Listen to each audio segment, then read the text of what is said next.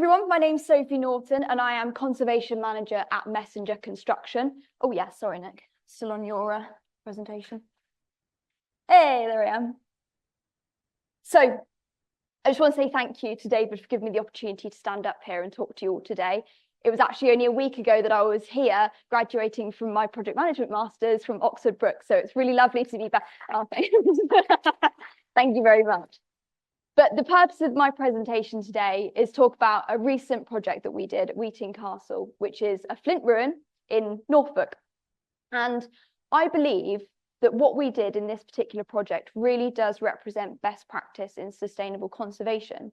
And I'm hoping this presentation will show you why. So first, I'm going to talk about flint. Flint is an amazing material, and it's made from silica, as probably you know, and found in the chalk cavities of everywhere between East Anglia and down to the southern counties of England. It's the way that it's formed in these chalk cavities that gives it amazing form and fluidity, and this inspired artists such as Henry Moore.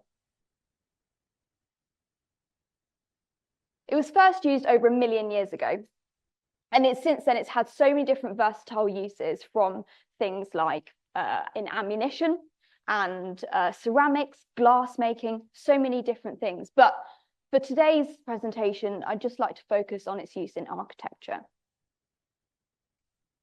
It was first used in architecture in the Roman period, although it was very crude and also more just because it was an abundant natural resource rather than for its aesthetic qualities. It wasn't really until the Normans came over that the French had the skills in how to knap and work this material, and they ended up in more vernacular, quite high status buildings like this one at Castlereagh. My animation's not working, but it usually would show you how the wall's built. Oh, that's sad. Anyway, I had a lovely little animation that showed you how the flint wall's built, but essentially, the outside facings are built up first, so these walls on the outside. These are either from large flints that were going to be rendered or from smaller flints that were knapped or shaped for their aesthetic qualities, usually with dressed stone as well. Then everything got bonged in the middle, literally anything from, leftover stone, mortar, flints, everything got put in there. And this is fine until these facings fall out and then you're left with this core work exposed. And these are the current issues that we're having in the flint ruins. So chalk is very porous. So chalk was a main element in this core. Chalk is very porous and it arose quicker than the pointing around it. Also, this core was never designed to shed water. So once it's open to the elements, this becomes incredibly vulnerable. So the current situation is that when you go to a flint ruin, you probably expect it to be certain sort of romanticized status of half in decay, a sort of glimpse into the past of what our history was. But the truth is that these monuments are so difficult to preserve, and organizations such as English Heritage spend a lot of resources in trying to keep these upright, as they literally defy gravity in some situations. And a lot of the reason why they defy gravity is due to the Ministry of Works. So the Ministry of Works is a government organization that was set up around after the Second World War, and it was charged with the maintenance of our national collection. Although they loved the use of cement. They used it in every repair that they did in this period. My particular favorite repairs they do is they put a big concrete lintel in and then they stick a load of random flints to the outside of it. But what this does is really question the authenticity of these ruins. How much actually of what we see in our ruins today is authentic and true to what was there, and how much has sort of been Disneyfied, if you like, by the Ministry of Works. So I'm going to bring in our case study now, Weeting Castle, one that David himself was involved with.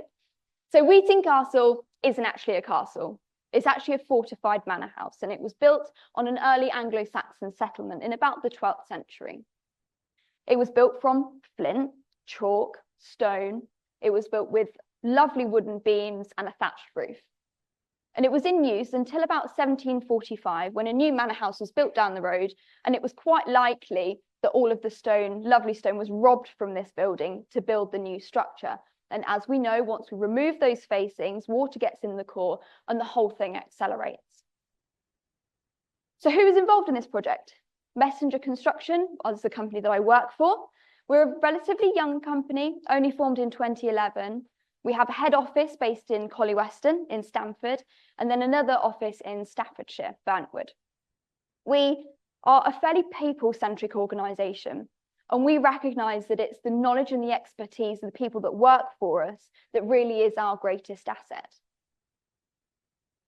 The client, English Heritage, as you know from Nicola's fantastic presentation, are custodians of over 400 assets. And they're no longer a government-funded organisation. So, as she mentioned, the 70% of these assets are free to enter, meaning those 30% have to work really hard to maintain the budget to maintain all of these properties. So now I'm going to tell you the story of Weeting Castle. So a meeting was held in April 2022 between the client, surveyor, David, and one of our specialist conservators, Adrian. Now, Adrian's a particularly special case for many reasons, but mainly because he has not only over 30 years experience in this industry, but his dad worked for the Ministry of Works, as did his granddad. So he's third generation working on some of these properties, which really gives him an unrivaled knowledge. So once we got on site, the problem was there was a pinnacle at the top there that had a massive hole in it, probably one big enough for me to crawl through. But once we got the scaffolding up, we quickly realized there was a lot more wrong with it than what first appeared. The main problem was there was too much material at the top without really anything substantial to support it at the bottom. It's too top heavy. So the structural engineer came up with these sketches. The idea behind these sketches was the reinstatement of original features to support the existing fabric. So here we're reinstating chalk arches where they would have been and where we have evidence in the original building to support all of this fabric above that needs it. But I think it's fair to say it's quite difficult to translate these sketches into what it would actually look like on the property. So to help this, we did a setting out exercise. So this involved drawing string lines down either the wall of where the new flintwork would sit, or on the reveals of the windows, which would plot where this new flintwork would go. But it was during this exercise that we realized that these chalk arches didn't really have enough fabric to spring from. So we needed to look at ideas for piers. Now, there was already evidence of where piers were. So this was like a vaulted ceiling section. So there would have been ones to support the vaulting anyway. But because it was not a modern intervention, but a modern repair that we were doing, we initially went down the Galt brick route. We had done something similar at a previous project at Castleacre. But when we were doing this, something didn't quite sit right with us. It almost felt more insensitive to put something back that we knew wasn't there than to reinstate what we knew was there. So we had the exact dimensions of the stone, we had what stone it was, we had the dimensions of the piers where they would sit. So we made the brave decision, with the scheduled ancient monument inspector's permission, to reinstate the original features. So you can see these chalk arches, which is what was in those drawings, and then the new stone piers. And I think they look bloody lovely, but you can tell me afterwards what your opinions are. We did also use the SPAB honest repair method. This was mainly for areas such as the putlog holes, where these can become quite vulnerable areas. There's nothing really to support them. So we used tile creases to fill these. You can still see that something was there, but we're supporting the fabric around it. Another example, this is in the strong room where they kept all of their valuables. This would have been a big wooden beam to support the floor. So we couldn't really just fill it with flint, that would be wrong. And also this area above was unsupported. It was delaminating and shearing. So we used Galt bricks to corbel out and catch that flint work. I'd just like to quickly go through those two methods before I move on to justifying why I think it's best practice. So method number one is the reinstatement of original features in order to support the existing fabric, based on archaeological evidence. Method number 2 is honest repairs, where we know something wasn't there, or there was never anything there, but it should always be done in a material that's sensitive to the original fabric. So now I'd like to link it to the sustainable principles that Nicola's very kindly introduced already in her presentation. And the first principle is sustainability. And what I would quite like someone to tell me what they think sustainability is, or give me a definition. Any willing volunteers? Nobody can tell me what sustainability is. No? Yeah, Tim, go on.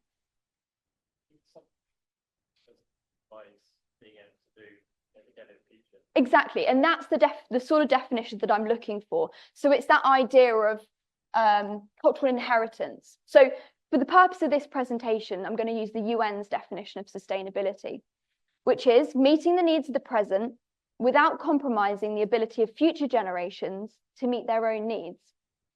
So we all use our cultural heritage in some way, whether this is from an educational perspective or from whether it's the aesthetics that it gives to our urban environment. But I think we can all agree what is most important is that we're able to give our cultural heritage to the next generation, our children, our grandchildren, in the same, if not ideally, better condition than when we found it. Current methods of repair include more supportive methodology. So I'm going to give the example of armatures to support overhanging flint facework. These are not only really, really difficult to put in, believe me, I've tried. Drilling into a flint core is not easy, but they only support localized areas of the flint work and they leave that core still exposed. But if we were to go down the reinstatement method and reinstate that area of facework, we're not only protecting the core behind it, but we're supporting that entire elevation of facework. Now, I know this is a bit extreme, and I'm not telling you to go around and reface every single ruin in East Anglia, but I do think where it's possible, this should always be considered as best practice. Principle number 2 is significance. So Weeting Castle is a scheduled ancient monument. This means that it's protected under a separate set of legislation to that of listed buildings. But I think that if we're not brave and we don't start putting back these large-scale interventions, we might actually start to lose what's significant about these properties in the first place. The repairs we did at Weeting not only preserve the significance, but it also enhances it at the same time. Prevention. Preventative repairs really were at the heart of this project. So current repair methods are sort of likened to sticking a plaster over something that really needs some serious stitches. So things like repointing, defrassing, and sort of localized flint repairs. But if we were to defrass the ruins year upon year and just remove that loose material, what are we going to be left with in 500 years' time, unless we stop putting things back? Openness to change. So we all know change can be hard, and most of all for an organisation with so many different stakeholders. But I think there is a growing recognition that something needs to change in the way that we do manage these assets and how we manage the maintenance and repair of them. An example is Castlelake Priory. So we're finding that we're going back year upon year to address things that could be fixed with one significant repair phase to reinstate original features. This is the dormitory here. So each one of these windows have lost their arches.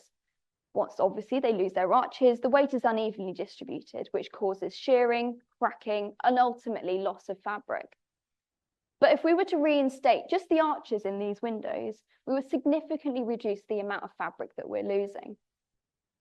On the theme of change, I often wonder if at the conception phase of this project at Weeting, if people knew exactly how intensive and how extensive these repairs would end up being, do you think we would have got the approval or the go-ahead to do it? But I am so glad that we did, because I think it is a really, really pertinent case study now moving forwards and shows how these methods can be sustainable and will reduce the amount of intervention that we'll have to do in the future. Resilience. So we've already spoken and touched on climate change today. The repairs that we did at Weeting really build in stability to these ruins. We don't know what climate change is going to throw at us, but I don't think it's going to be particularly kind to a building without a roof. So by reinstating these large areas of flint work, we're really building in that stability to these flint ruins and protecting the core. I mentioned earlier, core is not supposed to shed water properly, but we're making these more resilient. Specialist skills. I know Nicola's already spoken about it, but it's a really important issue. So at the moment, there really is a lack of framework around the training of specialist skills to repair buildings like this. I mean, my team are amazing, and I'm very, very lucky to manage them. They have over 30 years experience and but I don't think they'll mind me saying this, but they're not getting any younger. So I need to start looking at bringing the next generation through. Our apprentice that worked with the team at Weeting Castle has learned how to do core work. He's learned how to do face work. He's learned how to build a tapering chalk arch and build the former to go with it.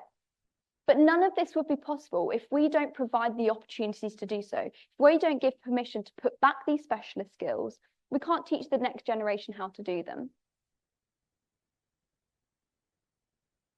This is the last point, I promise. Then we can go and have a coffee. So accessibility. How many of you can safely say there was a fireplace on this one? And then how many of you can say there is a fireplace at the top of this one?